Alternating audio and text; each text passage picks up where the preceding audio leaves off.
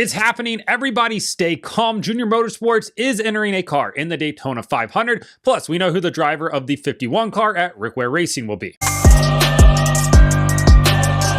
Welcome back to Break Hard. I'm Matt. So if you watched yesterday's video and talking about what is this possible Junior Motorsports Daytona announcement, I held your hand. I walked you to water, and some of you just weren't able to actually collect that water to figure it out, which is unfortunate, but it's fine. Not everybody are connect the dot people, but in that video, I dropped some big hints, which a decent amount of people definitely figured out between YouTube and TikTok. But either way, Junior Motorsports will be attempting to qualify for the 2025 Daytona 500 with driver Justin Allgaier in the number 40 car, sponsored by Travelers Whiskey in partnership with Chris Stapleton. This is a really cool venture for the sport. It's really cool that this is happening. And for Dale Jr. and Kelly Earnhardt, they have been very vocal about wanting to own a car in the Daytona 500, and now they get to check that off of their bucket list. For Justin Allgaier, he gets to attempt the Daytona 500 and probably the best car that he's definitely ever been in that event with.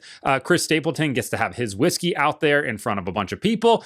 They have to qualify first, though, of course, because this is an open car. There's not a charter behind it. Currently, as it stands, there are 41 cars on the entry list, which means if Elio doesn't qualify on time or race his way in through the duel, then all 41 will start. Now, of course, we are still expecting 2, 3 more entries into the race. Definitely 3, I think that there's pretty solid on. So people will have to qualify for this race, meaning Justin Allgaier is going to qualify on time or going to have to race his way in through the duel. Either way, it is very cool that this is happening. The car has been bought by Junior Motorsports, all the components as well. They will have Hendrick horsepower.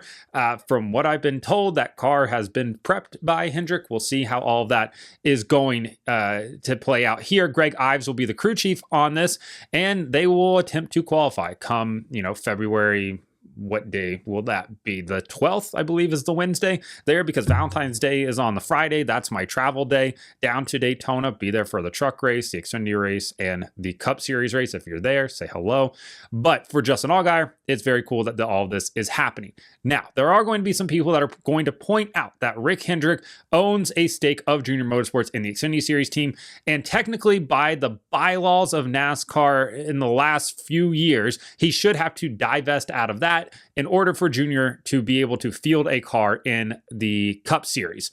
Now, it doesn't seem like that is going to be an issue here. NASCAR is not going to stand in the way of that, because as Bob Pockers pointed out on Twitter, the Arctos partnership, the Arctos group rather, owns a portion of the Roush Fenway Sports Group, Roush Fenway Keselowski Racing, and they also own a portion of Joe Gibbs Racing as well. So two of the teams in there. Shouldn't really be that big of a deal. We, of course, have Denny Hamlin, 2311 Racing, while he races for Joe Gibbs Racing. People are always talking about conflict of interest. There's a lot at times in NASCAR, but I don't think that this is going to be anything that should stand in the way of that at all. Now, the other topic will be, is Junior Motorsports coming to the Cup Series full time? As of now, they have no further plans for the Cup Series in 2025. Their future in the Cup Series is to be determined, like it has been for the last few years. They have constantly balked at the price of charters, which, to be fair, are pretty steep right now. So Dale has talked openly as well about potentially investing into a charter, not necessarily Junior Motorsports owning it outright, but rather making like an equity investment into one. We'll see how all of that plays out into the future. I did have to laugh at all the, theories and rumors that were flying around about this, announcement on, between Tuesday night and into Wednesday morning. People had some crazy ones out there. The Martin Truex Jr. one, where Junior Motorsports is going to field a Toyota for him, that one was pretty crazy. I saw somebody out there, and I can't remember his name off the top of my head right now. He got the Elio rumor right, but said that Daniel Ricciardo is going to run the Daytona 500 for Junior Motorsports. That was just never going to happen, and he likely wouldn't have gotten approved without running the ARCA race as well.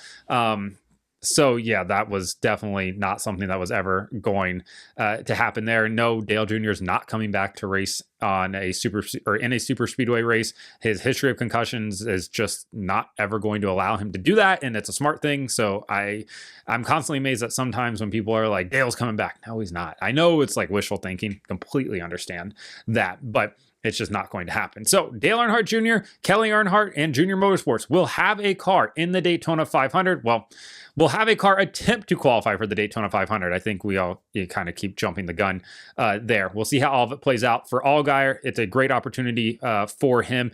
Obviously, he just comes off winning a NASCAR Xfinity Series championship back in November with the team down in Phoenix, and now he's going to attempt to run the Daytona 500. And if he qualifies, imagine his team owner being able to hoist a championship trophy and a Daytona 500 trophy, in essentially back-to-back weekends for NASCAR, which would be pretty wild, all things considered. So I think it's a really cool program. I'm happy to see it finally happen.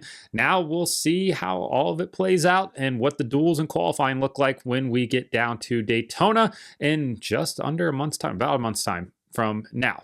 Moving on to the other story of the day, that being Rick Ware Racing announcing their full-time driver for the number 51 car, and it is not Corey LaJoie, which we kind of expected. A few weeks ago, Bob Pocker said that Corey LaJoie was no longer a likely candidate for that car. I reached out to a couple of people and they said, yeah, doesn't seem like it is.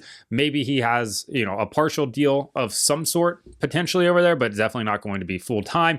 We know that full-time driver is now, and it is Cody Ware, who is in fact related to the Rick Ware, which is on the, side of the building there. It's his son. Cody Ware, of course, has had a tumultuous NASCAR career at times. He's been involved in some big accidents. He's been suspended by NASCAR. He's had legal troubles. He's had quite the upbringing, quite the life, according to Cody Ware. So we'll see what he can do. He did, of course, get a top 5 finish last year in the Cup Series and 106 NASCAR Cup Series starts. He has 1 top 5, 2 top 10 finishes. Yeah, we'll see what happens here for the team. Honestly, this feels like a gap year for Rick Ware Racing as they maybe potentially try to figure out what their future is within the sport. They, of course, have leased out their charter for the 15 car over to Roush Fenwick Keselowski Racing in that number 60 car. Their only charter they currently have this year will be on the 51. It will be with Cody Ware. They will enter that 15 car in select races. We know they'll be in the Clash at Bowman Gray with Tim Brown, the Bowman Gray racing legend, also works at Rick Ware Racing. So we'll see how all of it plays out. It's the cheap option. It's the easy option.